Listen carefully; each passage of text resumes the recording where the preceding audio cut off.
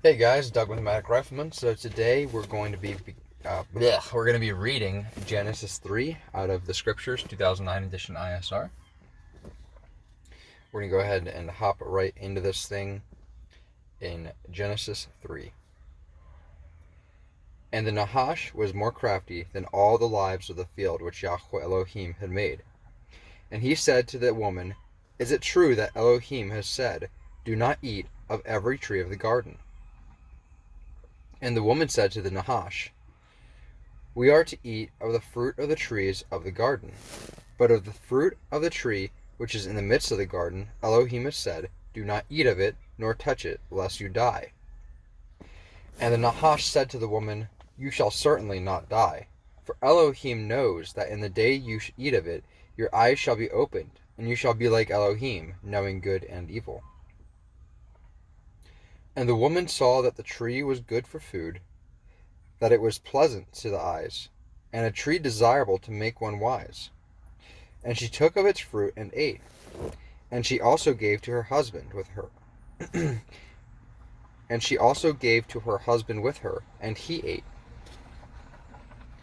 Then the eyes of both of them were opened, and they knew that they were naked. And they sewed fig leaves together, and made loin coverings for themselves. And they heard the voice of Yahweh Elohim walking about in the garden starting back in 8. And they heard the voice of Yahweh Elohim walking about in the garden toward the wind of the day, and Adam and his wife hid themselves from the presence of Yahweh Elohim among the trees of the garden. And Yahweh Elohim called unto Adam and said to him, "Where are you?" And he said, "I heard your voice in the garden, and I was afraid, because I was naked, so I hid myself." And he said, "Who made you know that you were naked? Have you eaten of the tree of which I commanded you that you should not eat?" And the man said, "The woman whom you gave me," starting again in 12. And the man said, "The woman whom you gave to be with me, she gave me of the tree, and I ate." And Yahweh Elohim said to the woman, "What is this you have done?" And the woman said, "The Nahash deceived me, and I ate." And Yahweh Elohim said to the Nahash, "Because you have done this, you are cursed more than all livestock, and more than every beast of the field. On your belly you are to go, and eat dust all the days of your life. And I put enmity between you and the woman, and between your seed and her seed. He shall crush your head, and you shall crush his heel." To the woman he said, "I greatly increase your sorrow, and your conception, bringing forth children in pain." Let me start that over. 3:16. To the woman he said, "I greatly increase your sorrow and your conception, bring forth children in pain. And your desire is for your husband, and he does rule over you." And to the man he said, "Because you have listened to the voice of your wife, and have eaten of the tree of which I commanded you, saying, 'Do not eat of it,' cursed is the ground because of you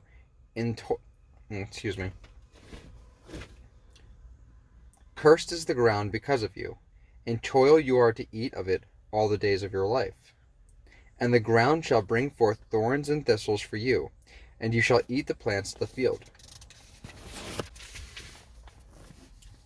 By the sweat of your face you are to eat bread until you return to the ground. For out of it you were taken. For dust you are, and to dust you return." And the man called his wife's name Hawa, because she became the mother of all living. And Yahweh Elohim made coats of skin for the man and his wife, and dressed them. And Yahweh Elohim said, "See, the man has become like one of us, to know good and evil. And now, lest he put out his hand and take also of the tree of life, and eat and live forever."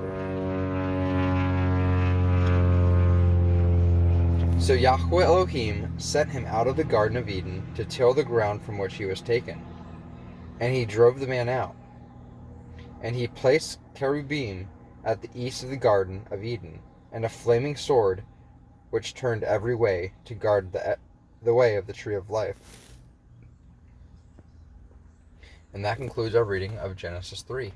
I'm going to take a quick moment, reflect, drink some water, and we'll talk about some things I find interesting in this chapter. Alrighty guys, so I had a moment to take a drink of water and reflect on the reading. So something I want to start doing is breaking down any of the footnotes in the bottom of the page. Just because I think there's value in going through and reading them and seeing what they're saying. So here we have 3 alpha. Here in, that's going to be in, give me 1 second to find it. Oh, wow.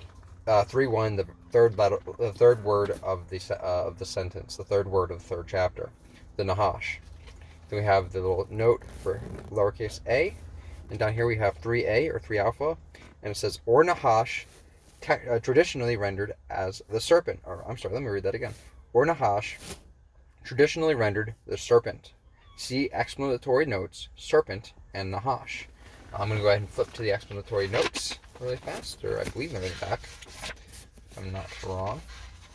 Don't think I am, but I very well might be. Alrighty, going backwards, we're going to have serpent. In the scriptures, it's going to be page 1228, or maybe I'll just throw a picture in. Hebrew, Nahash, serpent, snake, image of a serpent, mythological fleeing serpent, king of the Ammonites, during the time of King Shaul, father of Abigail, the mother of Amasa, commander of Absalom's army. Lahash, serpent charming.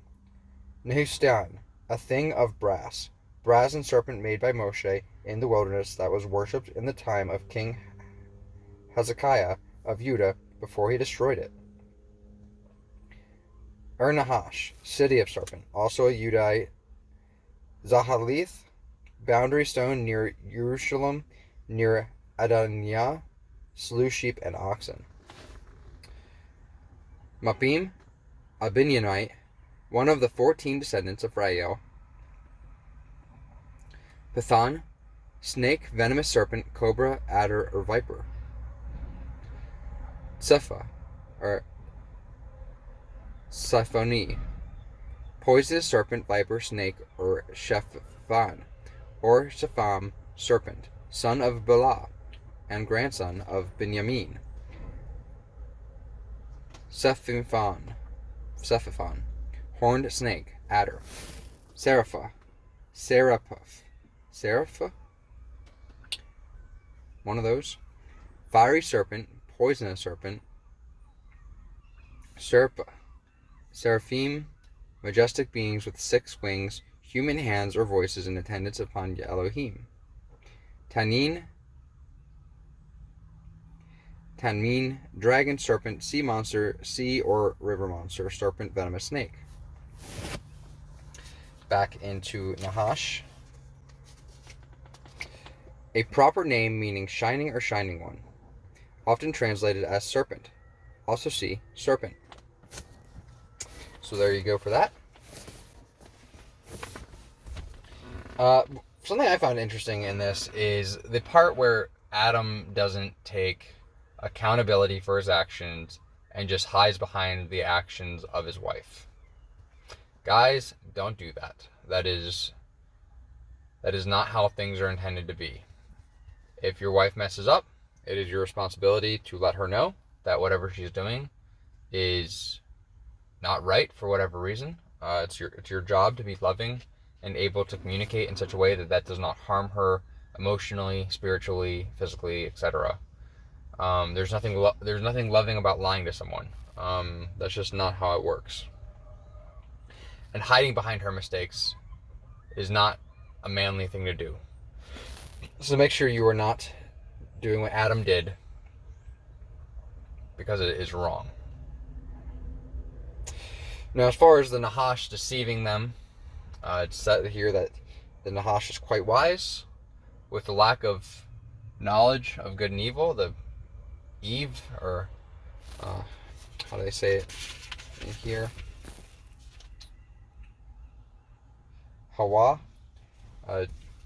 probably was quite naive, didn't realize the gravity of what she was doing. But there are still, regardless of your understanding or naiveness of a situation, there are still consequences for your actions. This is the chapter that gives us the ability to learn. This has all the beauties and evils of science, the arts, manipulation, everything that we have as far as knowledge. This is where we get it from, at least if you are of biblical faith. With that being said, I don't pretend to know everything. Here it says that she, Hawa or Eve, becomes the mother of all living. What does that mean? Does that refer to all of mankind? Does that refer to all living things? Is Eve nature? Or is the living understanding that she is the mother of the lineage that became Yeshua and life is through him?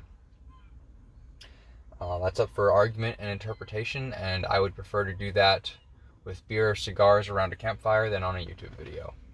So with that being said, I hope this has been helpful for you guys. Please let me know down in the comments what you think about Genesis 3, what your thoughts are, what things you found interesting, and what things you agree or disagree with my thoughts on it. With that being said, guys, I really am enjoying this. I hope you guys are too. This has been Doug with Nomadic Rifleman, because everywhere deserves good and capable riflemen. Y'all have a blessed day.